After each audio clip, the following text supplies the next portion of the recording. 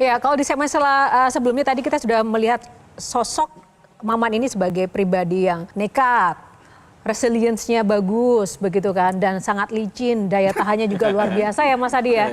Nah, kalau sekarang di mata seorang Shirley, itu apa yang bisa disimpulkan dari tadi perbincangan dengan sosok Pak Menteri kita? Setiap politikus hebat dan orang-orang besar itu kan pasti punya role model ya, Pak Menteri ya. Sebetulnya siapa role model atau mentor Bapak baik di dalam maupun di luar politik? Dari awal saya terinspirasi untuk akhirnya saya mau ke politik. Dari awal zaman saya di kampus itu Akbar Tanjung. Saya dari awal. Jadi dari zaman saya di kampus tuh tahun 2002 pasca itu ya, akhirnya kan saya sempat masuk di HMI kan, ikut LK gitu. Saya mau belajar kan. Jadi pada saat saya dari dunia, dulu tuh sebenarnya pertama kali saya tahu dunia antah berantah gerakan itu di Forkot tahun 98 tuh.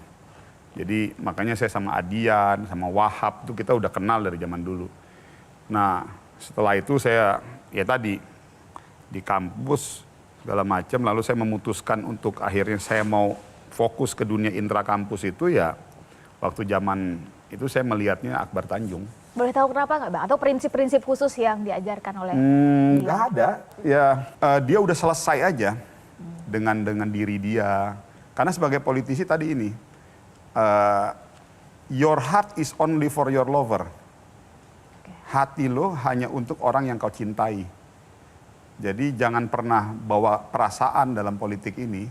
Ya artinya, dan saya melihat karena dalam politik itu kan kesetiaan, pengkhianatan, tadi saya juga bilang penderitaan, kemenangan itu sebetulnya hal yang up and down aja.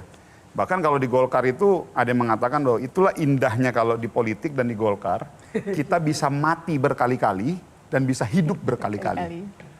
Jadi pada saat kita kalah ataupun kita mati dalam permainan politik, pertarungan politik di Partai Golkar, itu belum tentu besok kita akan mati. Itulah enaknya, indahnya di Partai Golkar itu di situ. Karena partai ini kan sangat dinamis sekali kan. Jadi kan dulu saya memutuskan masuk ke Golkar itu nggak seperti orang lain memang Kang. Kalau orang lain kan dia datang atau gimana dibawa masuk ke pengurus gitu. Kalau saya memang nggak. Saya ujuk-ujuk aja tiba-tiba saya lihat di website itu dulu waktu saya masih di kantor, lagi kerja. Putra Agung Laksono, Dev Akbar Safikarno Laksono, Menko Kesra waktu itu Pak Agung Laksono, mencalonkan diri menjadi Ketua Umum AMPI. Jadi saya langsung berpikir, ini AMPI ini apa lagi kan gitu. Wah nih, salah satu organisasi kepemudaan Partai Golkar. Akhirnya saya putuskan waktu itu, oke, gue mau masuk AMPI dan gue langsung maju sebagai Ketua Umum AMPI waktu itu. Jadi udah tuh, jadi saya waktu itu ajak kumpulin teman-teman tuh, wah rame semua mantan-mantan ketua BEM seluruh Indonesia itu ada kurang lebih 60-an lah tuh gue kumpulin. Gue udah putusin gue masuk Golkar, tapi gue mau maju dulu jadi Ketua Umum AMPI. Semua orang bilang, lu orang gila man. Lu gak punya NPAG, gak tahu Golkar apa. Loh, justru bos, dengan gua bawa aktivis-aktivis ini, wah ini kan ngolah nih kan. Ini kan kita harus bawa aktivis-aktivis intra kampus ini untuk mewarnai Partai Golkar. Wah ya begitulah, akhirnya ya maju saya jadi Ketua Umum AMPI. Dan tanpa KTA? Tanpa KTA Golkar. Akhirnya saya ngurus juga kan. Jadi saya ngurus di kampung saya di Pontianak, di Kalbar. Saya urus mau segala macam. Ya maksud saya, ya itu mungkin ada sisi-sisi yang... Sisi gelap. Sisi-sisi kenekatan. Tapi katanya juga ada sisi gombalnya. Apa? Kalimat, micin apa yang manis dan indah, micin taimu apa adanya. Oke, kamu apa yang kamu mau tahu ini? Apa ini? Sosok Maman ini. Dan saya dapat jodoh saya, istri saya ini di AMPI. Jadi saya akhirnya ketemu sama istri saya. Akhirnya kita nikah ya dari AMPI itu. Jadi saya maju, ya akhirnya kalah kan.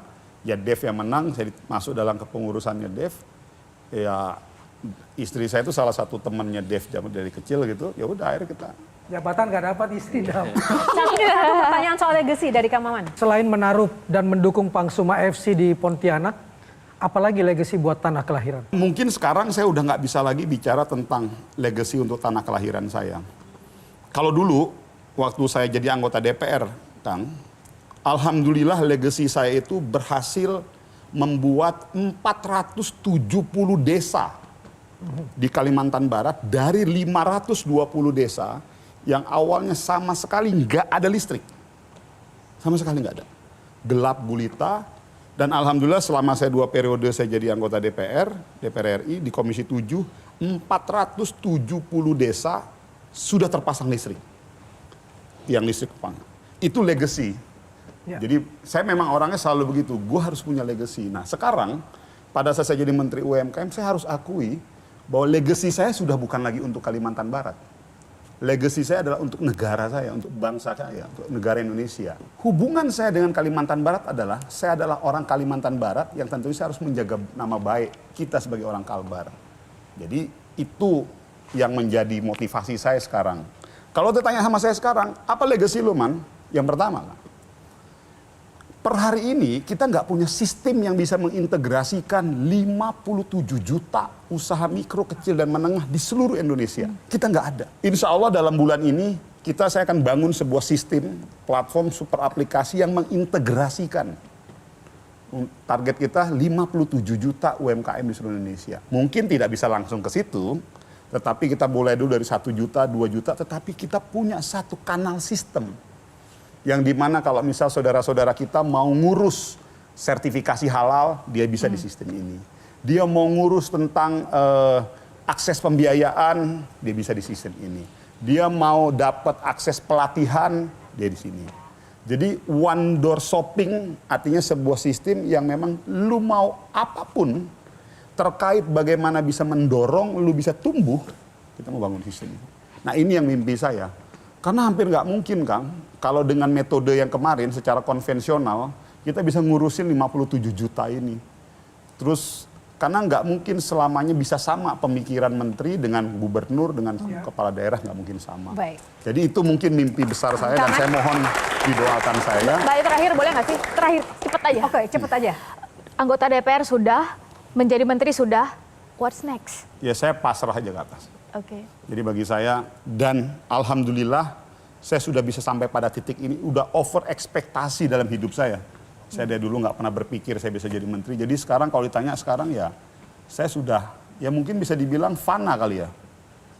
Jadi saya nggak tahu, ini karena siapa hari ini, Maman, anak kampung, keluarga broken home, bukan dari kelompok orang kaya, seperti tadi dibilang sama Adi Pray, dan saya bisa sampai pada ini. Saya sudah pernah jadi anggota DPR, dan sekarang saya sudah jadi menteri, dan bagi saya dan selanjutnya serahkan.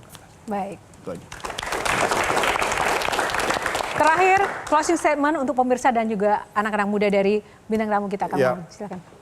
Saya cuma bilang kita nggak pernah tahu masa depan. Saya juga nggak pernah tahu masa depan saya akan seperti apa gitu loh. Bahwa saya punya harapan memberikan yang terbaik buat negara itu, ya itu harapan saya. Dan tentunya di hadapan acara ini ada adik-adik dan teman-teman semua, Mbak semuanya. Saya cuma butuh satu doa aja, doakan saya supaya saya selalu bisa menjadi orang yang konsisten. Karena itu berat. Karena kalau tanya ke saya, titik tertinggi dari pengamalan kita sebagai hamba Allah itu adalah istiqomah.